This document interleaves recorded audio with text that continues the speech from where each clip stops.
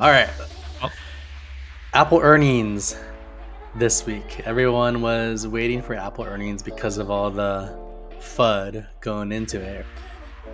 yep. And I was predicting it would be a similar Tesla type situation where there was so much FUD going Mhm. into it that it would pop afterwards. And we all know, we talked about last time how Steve Jobs is one of the best, businessmen out there. And so he's not going to just let the company uh, he's going to address all the what needs to be addressed and narrate a positive story for the company, which is You what mean he Tim Cook?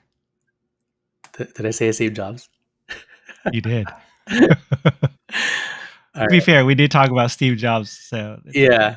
All right. Tim Cook. Tim. We talked about last time that Tim Cook is a really good businessman, and he wasn't going to let the company do bad, and he would come in and narrate a positive story for the company, which he did. And one of the bigger things that they announced was a huge $110 billion stock buyback, which is the biggest stock buyback in the company's history. So immediately after earnings, because of this news and some other news in the earnings, the stock was up, I think 8% after hours, and then probably another 2%, so 10% total at least after earnings. And yeah, so Apple is back on track, going to be trending upwards. And another surprise, well, less of a surprise than Tesla, but another positive story which caused a declining stock to Yep. in this volatile, crazy market. Yeah. I wish I had. I wish I had more Apple, but no. Overall, it's like a less than bad, or not less than bad. Right? People were just expecting China to be a lot worse than what Apple reported. Still soft, but not as bad. So, and then what was it? That 110 billion, 110 billion-dollar buyback, um, which is pretty crazy if you think about that number. But Yeah, anyways, that is, and Apple is one of those companies that didn't do a ton of layoffs during this yep, downturn. They did have layoffs, but it hasn't been as absurd as some other companies. yeah, they've been pretty good about it. It was like they only did a layoff really because they get rid of their car project, which in that instance it makes sense, right? It's like, okay, we're ending this versus every other company is just like, oh, we just need to make more money. Yeah. Um, The reason why I brought that up is yeah. whenever these companies do this or these CEOs make a lot of money, Mhm. people tend to vent about it because while people are doing layoffs, they have these billions of dollars of money that they have clearly, and they can't protect or save their employees, livelihoods. Yep. But no, Apple has been pretty good in not having too many layoffs, and so this $110 billion buyback, which is the size of, I don't know, several companies that we know. Right? Yeah. It's almost amazing. It's like, why wouldn't you just at that point just buy a company and just get that extra growth somewhere? Buy Rivian, please. They could have easily bought Rivian with half of that. Mhm. Not even half of that, like just a quarter of that. I know what is Rivian? Rivian is like only worth like 10, 20 billion at this point. I haven't looked it up recently. All I know is it's hovering around that $10 mark that I'm hoping it stays above. Yeah. But yeah, okay. So last things on Apple, they have their whatever looks like it's their iPad announcement next week, and then they have their still upcoming worldwide developer in June, which I think that's where a lot of people expect them to really lay out their AI Yeah, plans. yeah. They didn't talk too much A about couple of news. Yeah, there was a couple of rumors going around. I think Tim Cook did mention some AI things that they're focused on it. What was one thing? One was improvements to Siri. As everybody knows, Siri is just terrible compared to everybody else. But it sounded like they would do on chip AI where Siri would be able to answer simple questions And then if you had complex questions, that's when it would tap into more broader across the internet, like ChatGPT is where that might play in. So it'll be interesting how they balance that, right? Because Apple's always focused on privacy, but of course, the things about LLM is that it needs your data in order to get better. Mhm. And so if Apple opted everybody out, right, it basically defeats the purpose of even doing it. Yeah. So I think that'll be the interesting thing is how they balance the privacy needs with really making it work well. Which I wonder if that's one of the reasons why Siri is so bad, is because Apple just doesn't have enough data to make it work well. Yeah. Yeah. We talked about this Um, last week and around the privacy issue, and you mentioned Apple's in the best position around privacy. So how does mhm. that play with AI? Yeah, right. You have a good point. Like that's why Siri isn't good because they're not able to mine all your data that you're putting on your phone. When I mean, if you think about Apple, Apple alone has a great ecosystem for collecting data, but that's one of their top principles to combat against Yeah, Meta and what Meta stands for, or what Meta negatively stands for, which is using your data. Apple right. made the point to ensure privacy. I mean, there was that big story a few years ago, if you remember, when the FBI was asking for access to an Apple device for some criminal investigation, and Mhm. Apple wouldn't allow it because Yeah, it's their data, and they were asking Apple for assistance in unlocking a phone, but Apple had denied that request. So yeah, mhm. it'd be yeah. I don't know how they plan to loosen privacy. Although I know if they do it, they're gonna do it very subtly. I would expect them to like overshadow it with some new user feature or some marketing term that pretty much means your privacy is gonna get loosened, but uh, Yeah, in a way that the consumer wouldn't be able to really detect it. The average consumer. yeah. So we'll see. Waiting for ready for it to take Apple to that magical $200 stock price. Oh yeah, yeah. The other thing about what's going on right now with Apple as well, and this is late breaking since it's happening right now as we speak. Warren Buffett had reported on their quarterly performance, and they announced they cut their Apple stake by 13% in quarter one. This is always making headlines. I find it's actually I've been paying attention to it for the last year here. Warren Buffett has been slowly, and Berkshire Hathaway have been slowly reducing their position in Apple over the last year. This is not the first time that they reported reducing a stake and a big stake, but they have been selling Apple off in the last year. A lot of people try to use that as FUD, fear, uncertainty, and doubt in Apple, saying, "Oh, Berkshire Hathaway is selling Apple." So historically, that's been his number one stock, and so to see him selling it off can understandably draws concern. To me, I think, quite honestly, I think Charlie Munger had passed in the last few years here. His partner with Berkshire Hathaway. Warren Buffett's getting pretty old himself. Wouldn't Mhm. he's getting that age where he's about to go too. Quite honestly, I feel like it's a changing of the guard maybe, and they're just starting to reduce a lot of their positions because they do hold a big cash position right now. I feel like they're just reducing positions to get prepared for the next change of the guard, meaning like Mm. new people are going to be running Berkshire Hathaway.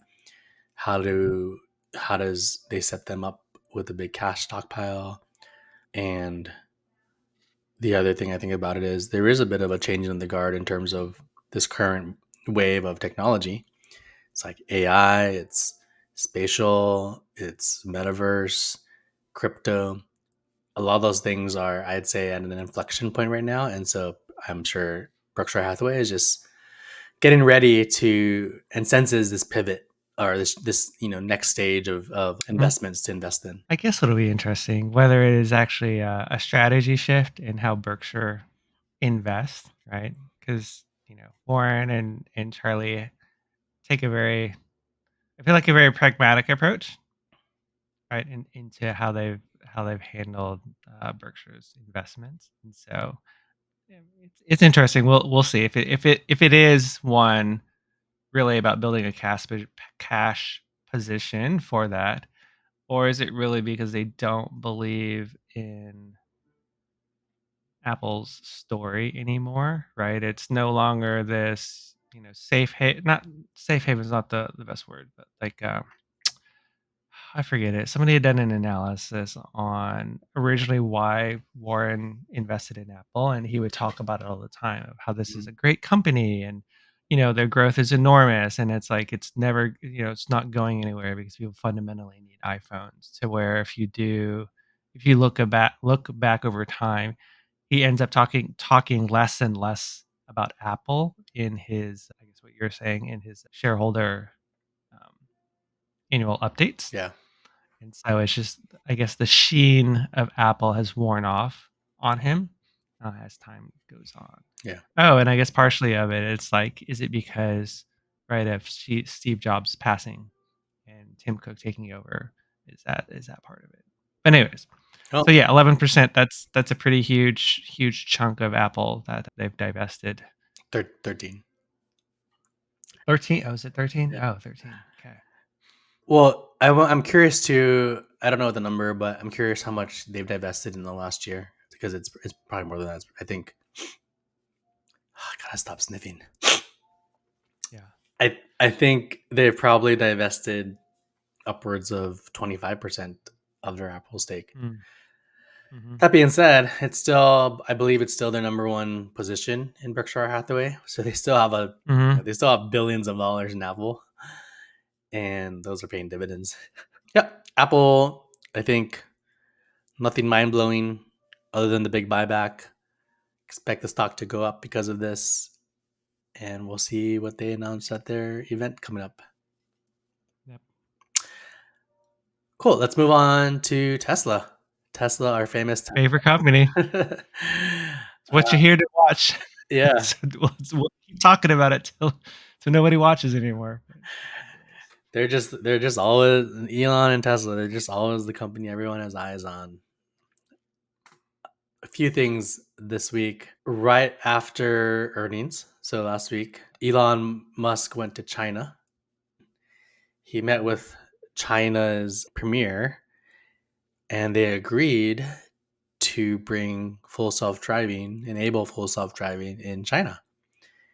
So this is huge because we talked about last episode we've been talking about how they seem to be pushing FSD. That's a good strategy. FSD has higher margins. It's a service, not an auto sale. And so they're going to be able to make more money off of that and grow. But it's also huge because that's a lot of data that they're going to be able to capture for their autonomous driving. And so that was cleared by China's government under the conditions that they're partnering with Baidu, which is basically is Baidu like China's version of Google, I believe. Yeah, I believe so. They have maps, and so FSD Tesla is going to be partnering with Baidu to use their maps Mhm. in Tesla's driving software. Yeah. But yeah, the data alone, it's going to allow the models to be trained a lot better, which gets them closer to cyber taxi. So that's what's not clear to me, right? So part of it is they have to keep all their data within China, Is right? that part of the And agreement? so oh yeah, totally. Okay. Like China will not let, like, since Tesla has been in China, they've had to keep all their data somewhere in like Shanghai. For some reason I remember Shanghai being mentioned. So yeah, so China is very easy. See, this is what's ridiculous, right? Like with the TikTok thing, it's like China won't let, a part of the agreement is that Tesla can't export basically any data that they use to train FSD.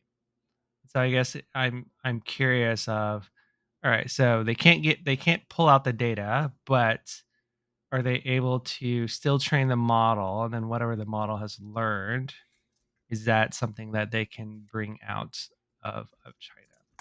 So that's one. It's not very clear. Like, is it really globally? Does it help Tesla?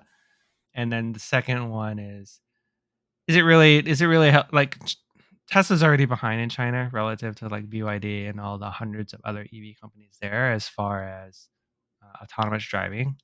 Actually, I feel like some of the other big players are a little bit ahead of Tesla, and so it's more of, I bet it's a way for just China to get more technology from a U.S. Hmm. company. So you're saying you think it benefits China more than it benefits Tesla? Oh yeah, totally. Interesting. Yeah. So, I mean, but we'll see. Yeah, We'll see. we'll see how that story plays out.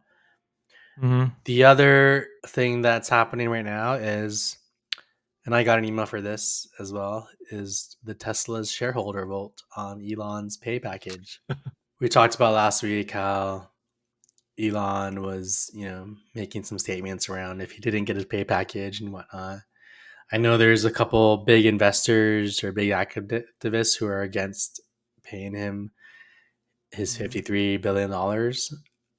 but I also know there's a lot of advocates for paying him his $53 billion because of what he's done with the company and how far he's brought it along. Mhm. So yeah, we have till June something to vote on Mhm. whether he should or should not receive his compensation package. But Yeah. that's going on. Do you think he's going to get it? Yeah, so the reason why this was like, was it a day or two ago? One of Tesla's board chairs put out a video to advocate why Elon should get this $56 billion pay package, which I thought was like, I didn't know. It's like, is that unprecedented? Like a board member coming out to like publicly like that to advocate for a CEO to get their pay package? It's like I couldn't think of like an example of like where that has actually happened in recent times. I could be wrong. It's because I don't pay Yeah. attention that much to CEO comp, but it's just like this one, whether it was because Elon, et cetera, or just the amount that they were advocating for, it just seemed kind of strange. And it was like, maybe that's less helpful than maybe they thought it was, because one of the reasons why it was invalidated in the first place was because the board was stacked on Elon's side to begin with, Yeah, the board was right? biased. Yeah, the board was super not just biased, but like really biased. Like they were definitely in Elon's court side, right? So it'll be interesting. Again, it is such a huge number, right? $56 billion. I mean, if you look at like most of like the top CEOs, it's only in the well, it's only in the couple hundred millions, like, right? Few hundred millions is like the larger pay packages, but like this 56 billion, it's just like this. Yeah, it's just above and beyond Yeah. anything. And has Elon really? I guess it is more of like, if it were a different CEO, could they have done the same for Tesla that Elon has over that period of time, right? And if not, is that value worth 56 billion? I don't know. I don't know if it's worth 56 billion. Well, I also think though, I don't know too much of the details of the why the value makes sense, but even though the board was stacked back then, there were certain milestones to hit, right? To which to hit these milestones, the company would be making a certain amount of money or Mhm. get to a certain market cap.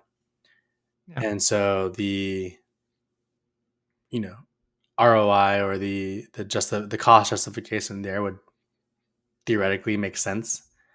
And I mean, Tesla is, what are they now? Are they $400 billion based on this drawdown of stock market cap? I think they're around $400 billion Mhm. market cap right now. But if they get back to their $300 range, which I believe they will, they'll be back to a $1 trillion market cap. And so, 577 is the okay, market cap. so 10% of the company right now is what this pay package represents. However, if they were back at their $1 trillion valuation, which I do think they will get back to, it's kind of a drop in the water, right?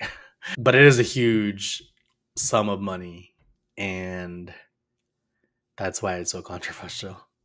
The And results? that's a good point that you brought up. At the time of what Tesla's value was when this pay package was given, it was definitely nowhere like It was like 10 years ago, right? yeah, right. And so if you think of that time, right, if you look at it not from present day, but from when it was first issued, that's where it didn't make Yeah. sense. And so what should the value have been back then when Tesla was only like worth like 100 million or whatever low number, right? Because like was it, is this comp package really worth 50% of the company's value? Well, the other way of thinking about it, though, I agree with you. I looked it up in 2014, which is I believe when all this was set. Mhm. Tesla's market cap was 28 billion. But if you think about it, then Mhm. they're saying if you can get this company to be a $1 trillion company or whatever it was, we'll give you $53 billion, and he did it. Yeah. Yeah. So on the other side of that, it's yeah, if he didn't actually get to the milestones and hit those marks, then he wouldn't have got his pay pack. But those marks were pretty audacious, hard to hit marks. Mhm. Mhm. Yeah. Who knows? So It's hard to tell with a founder. Well, founder, maybe not founder, whatever of a company. Like, was he? Is it typically right for startup companies? The founder is yeah, kind of like the face of the company. So I could see it either way. It's the same with a lot of like, right with Apple, Steve Jobs, and without Steve Jobs, Apple has kind of lagged. I mean, it's grown, but it probably doesn't have the energy or kind of like the growth aspect if he had originally had it. Oh, speaking, sorry, not to ramble, but what was this? There's another article or interview a day or two ago, or not day, like this week or last week, where if you look at all the big tech companies, there's only two people left who are still kind of like helming their original startups. It was like an interview between Nvidia, and it was an interview with Zuck, and he was like, you know what? It's like when I think about it, he was asked about Jensen and like their relationship, and he was like, yeah, if you think about it, like him and I are the last two, basically last man standing of original founders who are still with their company. Because Jensen has been like with Nvidia for like 30 plus years. I think that's where the conversation came up. And right, Zuck has been, well, not as long, only because he's just not as old. But yeah, I was like, oh, I've never really thought about that. But yeah, he's like those two are the last man standing as far as like leading their companies to this day, right? mhm. Is like Sergey and whatever have stepped out. Bezos is like, I'm on a cruise ship sucking up property in Miami. And so it's like an interesting thing. Those companies, right? They are still growing like because they have that founder vision behind them, Yeah, right? They're able to come back and like evolve because they have like that strong like that there's that person pulling that company along with a vision. Where if you look at a lot of the other like big tech, they're just kind of, I mean, they're growing, right? But you don't feel like, oh, there is a definite path forward that they are moving towards. yeah. The last thing with Tesla, Oh, amazing. Mhm. is they fired their supercharger team. That was also news that came out last week. The weirdest thing. Their head of vice president of supercharging, and all that stuff. They didn't fire the entire team. And Elon's statement on it was that they want to focus on uptime in existing areas versus growing in new areas. So That one caught me because last week, we talked about I was about to say. range anxiety and the cheaper cost model, and in order, I made a statement saying in order to make that cheaper cost smaller battery model a success, they need to put more superchargers in. They need to Mhm. see it more dense, and so Yeah. that was interesting to me. Some of the theory out there is, well, they don't need new superchargers because now other charging OEMs out there like ChargePoint, etc., Mhm. because NACS is the standard for electrical charging, they're just going to Mhm. piggyback off of those companies' expansion. That's the one theory I heard that kind of made sense, but then my rebuttal is, but those aren't superchargers, so Mhm. they're not going to be as fast. Right. Yeah. That was a large part of the value of buying into the Tesla quote ecosystem, right? Was a supercharger network. But now it's like abandoned ship. Like, Yeah, never mind. It's almost like, okay, we've done enough, and then we'll just rely on everybody else to do it for us. But it's like, well, then what is the value then of a Tesla over any other EV at this point? Right. the other thing I will say though is I do feel the supercharger network is pretty good today. So maybe they have data, maybe they analyze some data to understand, the logistics of and availability of superchargers on the average Mhm. road trip or whatever, and it's good enough. Maybe it's indication they don't think they'll see as much growth Yeah, of the Tesla fleets or whatever it was for them to invest in superchargers anymore, yeah, right? Because I mean, even if you're focused on existing sites, what does that mean? Are you just maintaining them, or are you actually going to expand those sites? Because if you have more cars on the road, either you build more sites or you have to expand existing sites. yeah. But again, if you've eliminated the team that's responsible for them, that didn't seem like it either. But so to me, it'd be like, oh, all right. Are you not thinking people will buy more Teslas, or that the growth of Teslas, right, is just not needed, and then you'll rely on third parties to eventually Yeah. slowly build out their own networks, right? That's you just triggered something for me as well because I remember seeing this. You talked about build out, and I saw a TikTok this week on the construction of a new supercharging hub, and it took 7 days. Really? So maybe Wow. maybe that's what it is. Maybe that they've got the um, process and everything down, that they don't need a team just to you know evolve supercharging. It's not that they're not going to install new superchargers. It's Mhm. just like that process is good. Like just say, Yeah. hey, go deploy a supercharger in this parking lot or whatever. Yeah. They can contract that. Take 7 days to get up, Mhm. but they don't need a technology team to be innovating it anymore. Mhm. Which I tend to agree with because the V4 superchargers can charge your car from 0 to full in like half an hour. So do we So really is that need the end of the line then? it? Half an hour is going to be the max you'll ever be able to charge your Tesla. From zero to full? Yeah, but most people don't Yeah. take their car to a Tesla. They charge it from 0 to full. Yeah. Yeah. Like when I take road trips, it's a 10-minute bump. Mm.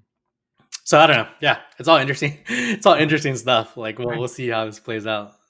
All in hybrids for me. All in hybrids. That's all you'll be able to convince me at this point to do. You're the last. You're another segment of users that we need to get over the Yeah, yeah, yeah. It's like you're not convinced. Yeah, yeah, you're not helping. You're not helping the convincing part of that. last one for today, Tony. Yeah, rabbit. Whatever, rabbit. We had talked about it when we were in our last episode or two, where we were talking about human AI or humane AI. I always Humane. mispronounce it, but anyways, yeah, the quote new product category. Did I term that? Can I term any product category? Anyways, AI assistance. So Rabbit One was the other one you had mentioned, and I was seeing some news on it this week. I guess it got into the hands of a bunch of reviewers. But anyways, so same thing as Humane AI pen. It's just this big bulky orange box, again taking a stab at AI assistance, again standalone, not tied to your phone in any way, shape, or form. Subscription, same thing, in order to get access to their quote AI. What was interesting about this is somebody actually did a teardown of the box, and what they found was it was just using open source Android, and the actual rabbit thing was just an app. It was like, So it's and he basically ended up opening an being able app to, on this device. yeah, yeah. And then he was able to port it onto, I guess, an old Pixel 6 phone he had. And so he was able to interact with the rabbits through his phone. And so it was a big hoopla. He was sent like a cease and desist by the company. He was apparently very angry. Oh my god. And I thought it was just funny because it was like the human AI pin also uses open source Android, but it was like because this guy was able to port it over onto Pixel, it's like, why wouldn't they have just done that at the beginning and just launched an AI app instead of building this ridiculous box that apparently did not work well? MK, whatever, Marquez did a similar review of it, and he was like, this thing is just not good. But anyways, I thought it was funny, so yeah, using open source Android, anybody can use it. And then, yeah, it's basically an app, just a proprietary app that lives on it, and that's what really makes it. So, if anybody is interested in fundraising several hundred million, just learn how to use open source Mhm. Android and build in your subscription service. Matt, maybe that should be our startup idea. Do a Kickstarter for it. Yeah, do a We'll call it Kickstarter and then the fox. right. Yeah. No, we'll call it the squirrel. Anyways, I like squirrel better. it was just to me, it was just funny news of the Yeah. week because yeah, somebody actually took it apart and re-engineered it and put it on a phone, and They it's like, wow, literally you took guys it could have apart. just They ripped it apart. ripped it apart. Yeah, literally deconstructed it. Yeah.